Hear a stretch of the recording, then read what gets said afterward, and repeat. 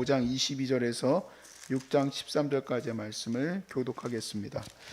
모세가 여호와께 돌아와서 아뢰되 주여 어찌하여 이 백성이 학대를 당하게 하셨나이까? 어찌하여 나를 보내셨나이까? 내가 바로에게 들어가서 주의 이름으로 말한 후로부터 그가 이 백성을 더 학대하며 주께서도 주의 백성을 구원하지 아니하시나이다. 여호와께서 모세에게 이르시되 이제 내가 바로에게 하는 일을 내가 보리라. 강한 손으로 말미암아 바로가 그들을 보내리라. 강한 손으로 말미암아 바로가 그들을 그의 땅에서 쫓아내리라. 하나님이 모세에게 말씀하여 이르시되 나는 여호와이니라. 내가 아브라함과 이삭과 야곱에게 전능의 하나님으로 나타났으나 나의 이름을 여호와로는 그들에게 알리지 아니하였고 가나안 땅 곧 그들의 거류하는 땅을 그들에게 주기로 그들과 언약하였더니 이제 애굽 사람이 종으로 삼은 이스라엘 자손의 신음소리를 내가 듣고 나의 언약을 기억하노라. 그러므로 이스라엘 자손에게 말하기를 나는 여호와라. 내가 애굽 사람의 무거운 짐 밑에서 너희를 빼내며 그들의 노역에서 너희를 건지며 편팔과 여러 큰 심판들로서 너희를 속량하여 너희를 내 백성으로 삼고 나는 너희와 하나님이 되리니 나는 애굽 사람의 무거운 짐 밑에서 너희를 빼낸 너희의 하나님 여호와인 줄 너희가 알지라. 내가 아브라함과 이삭과 야곱에게 주기로 맹세한 땅으로 너희를 인도하고 그 땅을 너희에게 주어 기업을 삼게 하리라. 나는 여호와라 하셨다 하라. 모세가 이와 같이 이스라엘 자손에게 전하나 그들이 마음이 상함과 가혹한 노역으로 말미암아 모세의 말을 듣지 아니하였더라. 여호와께서 모세에게 말씀하여 이르시되 들어가서 애굽 왕 바로에게 말하여 이스라엘 자손을 그 땅에서 내보내게 하라. 모세가 여호와 앞에 아뢰어 이르되 이스라엘 자손과 그 말을 듣지 아니하였거든 바로가 어찌 들으리까? 나는 입이 둔한 자니이다. 다 함께 여호와께서 모세와 아론에게 말씀하사 그들로 이스라엘 자손과 애굽 왕 바로에게 명령을 전하고 이스라엘 자손을 애굽 땅에서 인도하여 내게 하시니라. 아멘. 우리가 지금 어려움에 처해 있어도 하나님이 역사하고 계시다. 한 번 거절당해도, 두 번 거절당해도, 세 번 거절당해도, 10번 거절당해도 하나님은 일하고 계시다. 우리가 어제 말씀을 통해서 나눴습니다. 그런데 충격이죠. 하나님이 일하시겠다고 약속을 하셨는데 10개의 재앙 속에서는 이스라엘 백성에게 이득이 있습니다. 왜냐하면 이스라엘 땅에서 이집트 백성들에게 내리는 재앙이 이스라엘에게도 동일하게 내릴 것으로 보이기도 했지만 사실 하나님이 이스라엘에게는 쏙 빼놓고 이집트만 그런 일들이 당하게 했어요. 그러니까 이 일로 인하여서 하나님이 우리를 지키시고 계시는구나 하는 게 잘 드러나기 때문에 이 10번의 거절은 사실 견딜만 했죠. 그렇지만 이 첫 번째 도입 부분은 쉽지 않은 얘기였어요. 왜냐하면 바로가 더 어려운 고역을 내렸고 그건 실제로 체감하는 거거든요. 체감. 몸이 막 바스라질 것 같이 힘든 시간 속에서 하나님의 말씀이 들리기는 어려운 얘기죠. 우리가 힘든 이유는 하나님의 방법과 우리의 방법이 달라서 그래요. 하나님의 때와 우리의 때가 달라서 하나님은 하나님의 방법으로 우리를 이끌어 가시는데 우리가 그 시간에 하나님만 믿고 가면은 사실 제법 갈만하거든요. 믿으면 되는 거거든요. 믿으면. 근데 이 믿음이 없으니까 굉장히 불안한 겁니다. 굉장히 불안한 거예요. 사람이 불안한 이유는요. 원래 하나님과 우리가 함께 지내게 돼 있었잖아요. 아담이 범죄하기 전에는 하나님이 아담과 함께 하셨어요. 함께 거니셨고 함께 있어도 됐어요. 왜냐하면 인간이 거룩한 하나님과 함께 할 수 있었던 이유는 죄가 없었기 때문에. 그런데 죄가 들어옴으로 하나님과 인간 사이가 분리되었다 이 얘기예요. 분리되어져 버리니까 우리 안에는 큰 구멍이 있는 거예요. 그래서 이 구멍을 메꾸려고 우리는 우상을 우리 안에 둘 수밖에 없어요. 그게 대표적으로 돈이죠. 돈이 있으면 덜 불안하잖아요. 돈이 있으면 암에 안 걸릴 것 같잖아. 암에 걸려도 고칠 것 같잖아. 제가요 많은 암환우를 모셔봤는데 방송 듣는 분도 그렇고 또 영상 나중에 녹화된 거 본 분도 그렇고 제 사실을 들어보세요. 돈 있어도 안 돼요. 돈 있어도 안 돼요. 돈이 많고 적고의 문제가 아니에요. 그러니까 돈 때문에 불안해하지 마세요. 돈 있어야지 애들 교육 잘 시킬 것 같죠? 그런 생각 하지도 마세요. 애가 똑똑해야지 공부 잘하는 거예요. 과외 뭐 대치동에다 과외 뭐 갖다 때려놓고 해도 안 돼. 자기가 내 머리에서 나온 애가 나와서 하는데 내 머리가 부족한데 걔가 돼요? 보세요. 선생님들, 의사 선생님들 자녀들 보세요. 다 고학력이잖아. 왜 그러겠어요? 똑똑하시잖아요. 똑똑하셔. 그러니까 속상해할 거 없어. 내가 돈 없어서 애 못 가르쳤다 걱정할 거 없어요. 제가 여러분에게 여러분보다 못 살아도 더 조금밖에 못 산, 경험도 부족한 그러한 지금 이제 중년밖에 안 된 목사지만 아이 보니까요 돈 때문에 가는 거 아무것도 없어요. 이 시설 운영하는데 돈 때문에 운영하는 건지 아십니까? 많은 분들이 다 그렇게 물어봐요. 아유 거기 어떻게 운영합니까? 하나님이 운영해요. 그러면 아멘 그러시든지 맞습니다. 하나님이 운영하시죠 그랬는지 아이고 참 다 그래요. 돈으로 운영하는 거 아니에요. 왜 그러세요 여러분 표정이? 왜 돈이 우상이 된 거예요. 돈은 우리 이 불안한 마음에 우상이 된 거예요. 현실 속에서의 그런 것들, 내 눈앞에 나타난 것들, 당장 눈앞에 나타나야지만 하나님이 일한다고 생각하는 거, 그것이 참 어려운 부분이에요. 22절 말씀과 23절 말씀, 오늘 시작 부분이죠. 5장에 모세가 여호와께 돌아와서 이르되 주여 어찌하여 이 백성이 학대를 당합니까? 어찌하여 나를 보내셨습니까? 내가 바로에게 들어가서 주의 이름으로 말한 후부터 그가 이 백성을 더 학대하며 주께서도 주의 백성을 구원하지 아니하시나이다. 제가 여기 환우들이 왔어요. 나는 여기 암환 자들 돌보라고 하나님께서 사명 주셔서 왔다고 생각하고 있잖아요. 기도하면 하나님 낫게 하신다라고 믿고 있잖아요. 그런데 와가지고 기도받고 안수 받았는데 그 다음날 와가지고 보고하는데 암이 더 커졌어요. 그러면 참. 솔직히 제가 제 기도하는 자리에서 하나님께 그렇게 기도해요. 하나님 나 뜨거워 죽겠습니다. 제가 나 뜨거워서 차라리 손 얹어서 기도를 하지 말라고 하든가. 창피해 죽겠네 진짜. 뭐 더 커졌대요 하나님. 처음엔 그랬어요 솔직히. 지금은 안 그러지만 처음에는 그냥 어떻게 그렇게 암도 그냥 진짜 아주 그냥 그렇게 엄청나게 그냥 다 퍼진 상태에서 와 왜 해필이면은 좀 일찍 오지 일찍 붙들고 기도하고 여러분은 기도 안 하십니까? 여러분도 기도하잖아. 낫게 해달라고, 우리 자녀들 좀 회복하게 해달라고. 그럼 뭔가 이제 나아지는 기미가 있어야 되는데 왜 더 힘들어지냐고요. 더 힘들어져. 근데 우리가 여기에서 이 말씀을 통해서 우리 이 암병과의 싸움에서 꼭 붙들어야 될 게 뭐냐, 여기서 이것이 내 마음에 깊이 새겨져야 돼요. 하나님은 지금도 일하신다예요. 하나님은 지금 이 시간에도 일하신다. 거기서 밀려나면 안 된다. 내 영혼이 밀려나면 안 돼요. 내 영과 이 마음, 혼이 밀려나면 안 돼요. 하나님은 지금도 일하신다. 그래서 사도 바울이 아주 희한한 고백을 합니다. 로마서 8장으로 넘어가 보겠습니다. 로마서 8장 31절에 37절에 보니까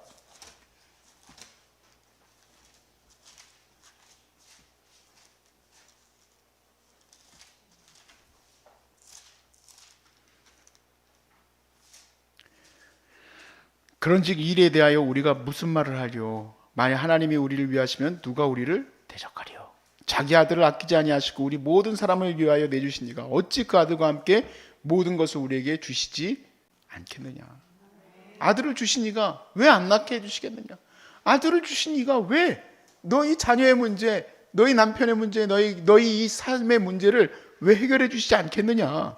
모든 것을 우리에게 주시지 않겠느냐? 그러니까 누가 능히 하나님께서 택하신 자들을 고발하리요? 의롭다 하신 이는 하나님이시니 누가 정죄하리요? 죽을 뿐 아니라 다시 살아나신 이는 우리 주 예수 그리스도시니 그는 하나님 우편에 계신 자, 우리를 위하여 간구하시는 자시니라. 누가 우리를 그리스도의 사랑에서 끊으리요? 환난이나 공고나 박해나 기근이나 적신이나 위험이나 칼이랴. 자, 그러니까 우리는 얼마든지 이길 수 있다는 말이죠. 그런데 여기 이렇게 얘기해요. 36절에 기록된 바 우리가 종일 위하여 주를 위하여 죽임을 당하게 되며 도살할 양과 같이 여김을 받았도다 함과 같으니라. 어느 정도였냐면 자기 바울이 고백하기를 우리를 세상에 구경하라고 내놓은 사람들 같았다. 얼마나 핍박을 받고 얼마나 고난과 어려움 속에 서 있었는지 그 괴로움 속에서 이길 수가 없을 정도로 그렇게 세워놨다 이 얘기죠. 그러나 이 모든 일에 우리를 사랑하시는 이로 말미암아 우리가 어떻게 합니까? 넉넉히 이기느니라. 자, 37절 같이 한번 우리가 읽어봅시다. 힘있게 시작. 우리를 사랑하시는 이로 말미암아 우리가 넉넉히 이기느니라. 하나님이 사랑하시는 것을 붙드는 것이 가장 중요해요. 지금도 일하시는 하나님이 날 사랑하신다. 자, 이게 어려운 부분입니다. 왜냐하면 어려움을 당하고 나면 하나님이 다른 사람은 다 사랑해도 나만 안 사랑하는 것 같거든요. 하나님이 이성일 목사 또 유종옥 사모님 집은 되게 사랑하시는 것 같은데 나만 안 사랑하시는 것 같거든. 그런 말씀 안 하시길 바랍니다. 하나님이 왜 우리를 안 사랑하십니까? 사랑의 증거가 무엇입니까? 사랑의 증거는 예수 그리스도예요. 예수 그리스도. 저는 이거 붙들음으로써 내 인생이 완전히 바뀐 거예요. 난 이거 축복의 말씀 로마서 5장 8절 이 말씀 때문에 제 인생이 바뀐 거예요. 왜냐하면 저는 그전까지는 그렇게 하나님이 싫었거든요. 하나님이 날 싫어한다고 생각하니까 그런 거죠. 아버지가 날 싫어하나 보다. 아들과 아버지의 관계가 그렇잖아요. 아버지는 아들을 잘 교육하고 싶은데 사랑 표현이 거칠고 좀 부족하잖아요. 옛날 분들 그렇잖아요. 제가 어제 그랬잖아요. 어제 밥 들어갔는데 아유 이것들은 아빠가 맨날 그냥 밥 갖다 떠다 먹여야 된다고 그랬더니 옆에 있던 분들이 그러더라고요. 요즘 아빠들은 그래야 된다고. 옛날 아빠들은 다 리모컨만 딱 잡고 뭘 과일 그러고 있었죠. 문 열고 들어오면 아들이 먼저 인사하고 들어와야 되는데 인사 안 하고 들어가. 너는 왜 인사도 안 하냐 그랬는데 지금은 아빠가 먼저 인사해야 돼. 안녕. 재롱도 피워야 돼. 관계가 달라. 근데 우리는 그때 그 시대야. 그러니까 아이고 아버지는 나를 안 사랑하나 보다. 아버지는 우리 가족을 싫어하나 보다. 왜 아버지가 자식들을 싫어합니까? 있을 수 없는 얘기죠. 자기가 자기 몸으로 낳았는데. 그런데 예수님을 자기의 모든 것인 예수를 십자가에 못 박이시되 아직 죄인 되었을 때 십자가에 못 박았다. 이로써 우리가 분명히 흔들리지 않는 믿음은 십자가에서의 사랑밖에 없어요. 그거를 확고히 세워야만 우리가 흔들리지 않는 믿음에 서 있을 수 있습니다. 그래서 저는 이 사역 속에서 1차 사역이 뭐냐? 여러분이 어떤 상황에도 하나님의 사랑에서 떨어지지 않게 하는 게 제 1차 사역이에요. 제 1차 목적. 2차 목적이 여러분 낫게 하는 겁니다. 2차 목적은 내가 할 수 있는 일이 아니에요. 사람의 생명을 하나님이 정하셨잖아요. 이거는 예수 안 믿는 사람들도 알아요. 사람의 생명은 신이 정해놓은 거지. 이건 신의 영역이에요. 하나님 편에 있는 거예요. 그러나 하나님이 설득을 한다고 해서 설득당하실 분은 아니지만 아브라함하고도 대화하시잖아요. 하나님이 정하셨어요. 소돔과 고모라 멸망시키기로. 그런데 아브라함이 묻잖아요. 거기 50명이나 되는 의인이 있으면 거기 무너뜨리시겠습니까? 그래 50명 있으면 내가 안 무너뜨릴게. 이게 하나님이에요. 이게.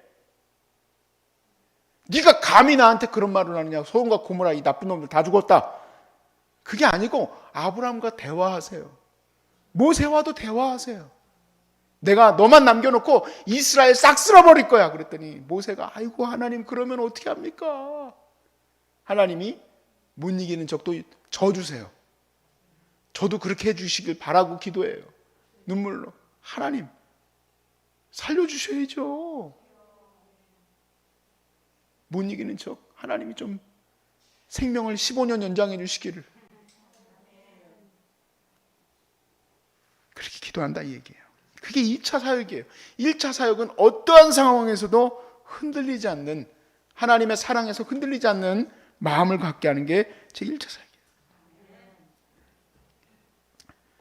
첫 번째로는 여러분 하나님의 사랑에서 여러분을 끊을 수 없음을 믿으시길 바라요. 두 번째는 뭐냐면 믿음이에요. 믿음.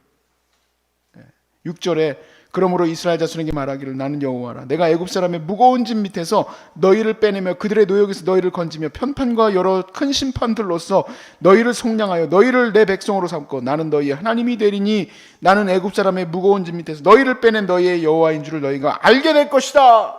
이걸 믿고 나가는 거죠. 자, 이걸 믿고 나가는 것 하고 설교를 끝내면 무거워. 나한테는 그런 믿음이 없거든. 근데 여기 축복의 말씀이 뭐냐? 그 믿음을 주시고 나니까 이스라엘 백성이 어떻게 되느냐? 말을 듣지를 않았어요.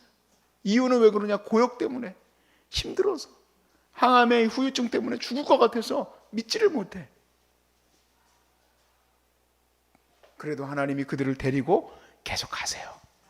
내가 믿음이 없어가지고 단칼에 하나님이 베어버리셨다면 여기 남아있을 사람은 아무도 없어요.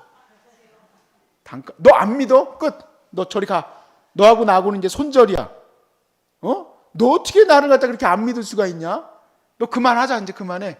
그래서 여기 남아있을 사람 아무도 없어. 한 번 믿지 못하고, 두 번 믿지 못하고, 세 번 믿지 못할 때마다 매번 하나님이 찾아와 주시고 위로해 주시고 할 수 있다고 용기 주시고 힘을 주셔요.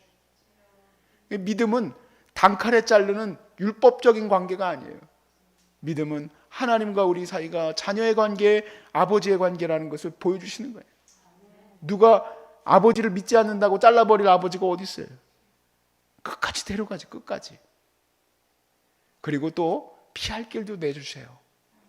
오늘 말씀에 모세가 그래요. 하나님, 저 보세요. 백성들도 내 말을 듣지 않는데 바로에게 가서 이 말을 하라고요? 하나님도 대단하셔. 지금 거절한 바로에게 가지고 우리 하나님은 너에게서 우리를 이끌어내실 거다. 또 가서 얘기하래. 하지 말라고 하든지 또 얘기하래 가가지고 안 듣는다는데 죽이려고 그러는데. 그래서 모세도 못한다고 그랬어요. 난 못합니다. 난 말도 잘 못합니다. 그랬더니 하나님이 아론을 붙여주셨어. 이게 피할 길이죠. 넌 가서 지팡이 들고 옆에만 서 있어라 이 얘기죠. 가서 아론이 얘기하게 해라. 이게 피할 길이에요. 그런데 성경에 보니까 고린도전서 10장 13절 말씀에 사람이 어떠한 시험을 줄까요? 감당할 시험밖에는 너희가 당할 것이 없나니 오직 하나님은 미쁘사 너희가 감당하지 못할 시험을 당함을 허락하지 아니하시고 시험 당할 즈음에 또한 피할 길을 내사 너희로 능히 감당하게 하시느니라. 여러분 감당하게 하십니다. 아이고 물론 엄청나게 어렵고 힘겨운 지금 투병 생활이지만 여러분 이거를 투병이라 이제 생각하지 마십시오. 보통 암 환자들에게 이렇게 얘기를 해요. 암과 이제 더불어 사는 거다. 암을 갖고 그냥 사는 거예요. 내일 완치돼서 내일 당장 짐 싸가지고 내려가는 게 아니에요. 암을 그렇게 얕보시면 안 돼. 그냥 갖고 가는 거예요. 그러니까 오늘도 하나님이 감당할 하루를 주셨구나. 감당할 수 있게 해주신 거예요. 옛날을 생각해 봤어요. 보험 관련해가지고 목사님하고 내려가면서 얘기했을 때였나? 누구하고 얘기했을 때 뭐였는지 생각이 잘 안 나는데 요즘 우리나라에서 암 환자들 90% 대주죠? 국민보험에서. 내가 보험을 안 들었어도 95%? 나 몰랐네. 95%면은 뭐 그냥 다 대주는 거지. 우리는 MRI 찍으면은 어떻게 해야 됩니까? 중요한 건 MRI를 안 찍죠. 왜 안 찍어요? 너무 비싸. 50만 원, 60만 원 달라는데 그걸 어떻게 찍어요? 동네 의사 선생님이 아는 분이면 이제 가서 찍지. 근데 아는 의사 선생님이 아니면은 찍을 수가 없어요. 저는 그래도 아는 의사 선생님이 한두 분 있어가지고 목사 디스카운트가 있어요. 목사 디스카운트로 가가지고 디스카운트를 하지 못해. 여기는 암 환자만 들어올 수 있죠? 여기 암 환자만 들어올 수 있어요. 여기 뭐 목사 할아버지도 못 들어와요. 암 환자여지 들어와. MRI? 암 환자니까 찍을 수 있어. CT? 암 환자니까 찍을 수 있어. 근데 옛날 생각해 보셔. 옛날에는 MRI 무슨 MRI. 옛날에는 암인지도 모르고 돌아가셨어.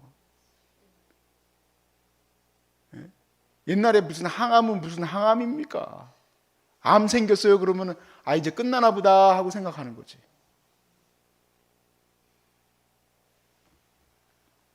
감당 못하기 힘들고 어렵지만 여러분 하나님이 피할 길을 또 내주셨어요. 왜냐하면 지금 이 시대가 그런 시대예요. 이 시대에 이 완악하고 강팍한 이 인간들을 바꿀 힘은 하나님 은혜밖에 없어요. 여러분들이 그 은혜 가운데에서 하나님의 사랑을 깊이 깨닫고 흔들리지 않는 믿음을 가지고 이 세대를 이끌어 주셔야 돼요. 여러분이 바로 모세예요. 그렇게 지독히도 듣지도 않던 바로 같은 인간들에게 다시 가라는 거예요. 다시 10번이고 20번이고 가서 주의 복음을 전해라. 하나님 무슨 말입니까? 사람들이 나보러 암에 걸렸다고, 하나님은 너를 도와주지도 않는다고, 너 같은 인간에게 무슨 하나님이 역사하냐고 이렇게 말하는 내가 뭘 가서 얘기합니까? 아닙니다. 하나님이 여러분을 사랑하시는 것을 지금 이 시간에도 경험하는 것이 가장 중요한 거예요. 결과론적으로 낫고 안 낫고는 하나님 편에 있는 건데 그걸 우리가 낫고 안 낫고 얘기합니까? 가타부타 그건 하나님께서 하시는 일이지. 그건 하나님 앞에서 우리 얘기해 봅시다. 혹시 안 낫게 했으면 하나님한테 물어봐야지. 하나님 믿고 여기까지 왔으니 여러분 따질 수 있는 자격이 있어요. 예? 다른 건 자격이 없는데 하나님 낫게 해주신다면서요. 나 이렇게 일찍 불렀으니까 대답 좀 해보시오. 하나님한테 따져보세요. 나도 맨날 그 기도해요. 손원준 나으리라고 기도했는데 하나님 안 나면 하나님이 알아서 아무튼 책임지셔야 돼요. 난 보증했습니다. 하나님이 하실 겁니다. 우리 하나님께서 주신 이 삶을 이겨나가고 이끌어 나가기를 원하지만 쉽지는 않습니다. 그렇지만 두 가지 붙드십시오. 한 가지는 하나님이 여러분을 사랑하는 것, 그 사랑을 꼭 붙드시기 바라요. 두 번째 믿음. 그러나 믿음 가운데서 우리가 두려워하지 말 것은 율법적 믿음이 아니에요. 하나님이 끝까지 붙드시고 가시기 때문에 믿음으로 이겨나가실 수 있을 줄로 믿습니다. 암과의 이 삶이 여러분에게 오히려 축복이 되시길 바라고 반드시 하나님이 여러분을 통하여서 많은 영혼을 구원케 하실 줄로 믿으시길 주의 이름으로 축복합니다.